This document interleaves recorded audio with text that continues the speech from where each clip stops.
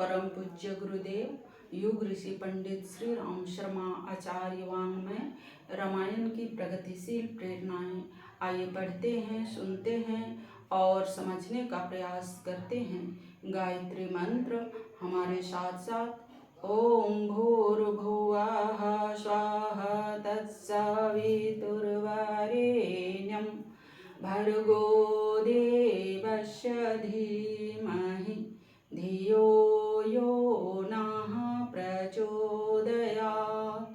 त्वदीयं वस्तु गोविन्द तुभ्यमेव समर्पये, तुभ्यमेव समर्पये।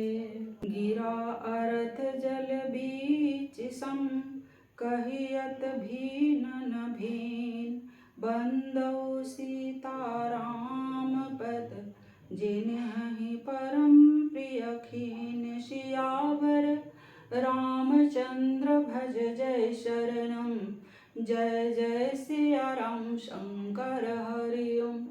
राम राम जय जय राम सिया राम, राम राम जय जय राम सिया राम। उन सीता जी एवं रामचंद्र जी के चरणों की वंदना करता हूँ जिन्हें दीन दुखी बहुत प्रिय लगते हैं, जो वाणी और उसका अर्थ तथा पानी और उसकी लहर की तरह कहने भर को भिन्न है, पर वास्तव में वे एक ही है। ऐसे दाम्पत्य के निर्वाह के लिए आवश्यक है कि पति पत्नी उच्च आदर्श को लक्ष्य करके ही विवाह सूत्र में बंधे।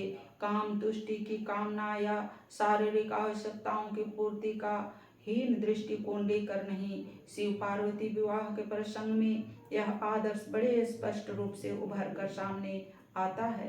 पार्वती जी शिव जी से विवाह के लिए तप कर रही थी। उधर देवता तारकासुर से त्रस्त थे। उसे मारने के लिए शिव जी के पुत्र की आवश्यकता ब्रह्मा जी ने बतलाई।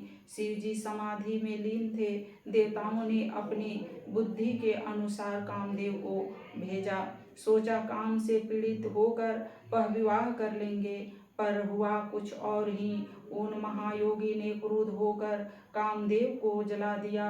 तब ब्रह्मा जी ने देवताओं को समझाया कि शिव जी कामवश नहीं, लोकहित के लिए विवाह कर सकते हैं। वही मार्ग अपनाया गया जो सफल रहा। सब सुर विष्णु विरंच समेता गए जहाँ, शिव कृपा निकेता सकल सुर नह के हृदय। शंकर परम उछा निज नयन नीहि देखा, चहहि नाथ तुम्हार विवाह। सियावर रामचंद्र भज जय शरणम, जय जय सिया राम शंकर हरि ओम। राम राम जय जय राम सिया राम, राम राम जय जय राम सिया राम। यह आग्रह शिव जी ने स्वीकार कर लिया।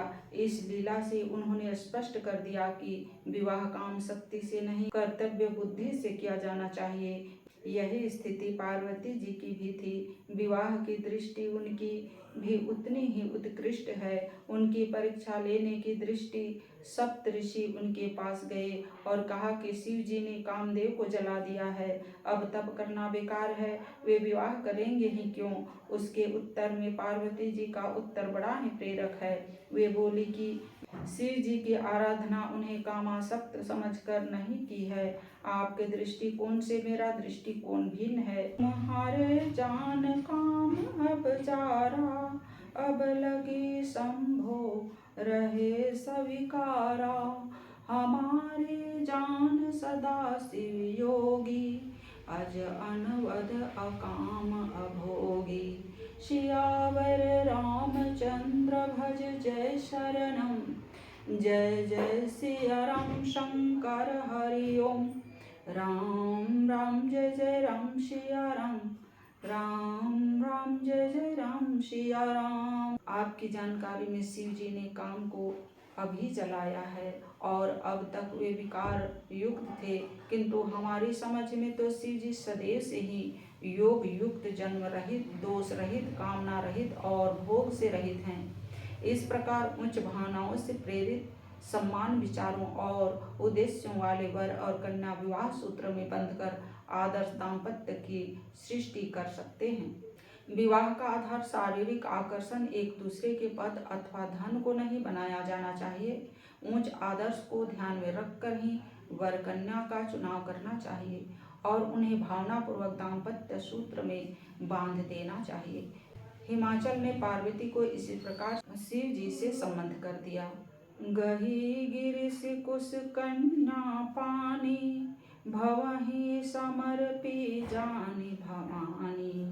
सियावर रामचंद्र भज जय शरणम, जय जय सिया राम शंकर हरि ओम। राम राम जय जय राम सिया राम, राम राम जय जय राम सिया राम। हिमवान ने अपने हाथों में कुशालिनी तथा कन्या पार्वती का हाथ पकड़कर इन्हें भवानी शिव पत्नी समझकर शिव जी के हाथों में सौंप दिया। कुश कन्या का अर्थ है बिना किसी दान दहेज के पवित्र भावना से कन्या को सौंपना। शिव के अनुरूप शक्ति रूपा अपनी कन्या को समझकर ही उन्हें सौंपा गया। वर कन्या की अनुरूपता का ध्यान माता पिता को भी रखना चाहिए। सीता जी के संबंध में राजा जनक भी जागरूक रहे। बचपन में सीता जी ने शिव जी के भारी धनुष को सहज भाव से उठाकर रख दिया था। जनक जी ने उनकी तेजस्विता देखकर यही प्रतिज्ञा की कि इसका विवाह किसी श्रेष्ठ वीर से करूँगा जो इस धनुष पर प्रत्यंचा चढ़ा सके। धनुष यज्ञ के अवसर पर वे अपना मत प्रकट करते हुए महर्षि विश्वामित्र से कहते हैं, वीर्य सुलकेति में कन्या स्थापिते यमयो निजा, भूतला दूत थी ताम ताम तो वर्धमानम आत्मजम।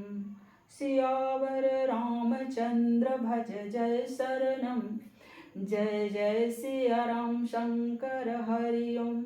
राम राम जय जय राम सिया राम, राम राम जय जय राम सिया राम। मेरी अयोनिजा कन्या जो कि पृथ्वी पुत्री है तथा जिसका पालन मैंने अपनी आत्मजा के समान किया है, वीर्य शुक्ला है, पराक्रमी पुरुष को वरण करेगी। वर कन्या की अनुकूलता की दृष्टि माता पिता तो रखे ही, विवाह के प्रत्याशियों की दृष्टि भी इस संबंध में स्पष्ट होनी चाहिए।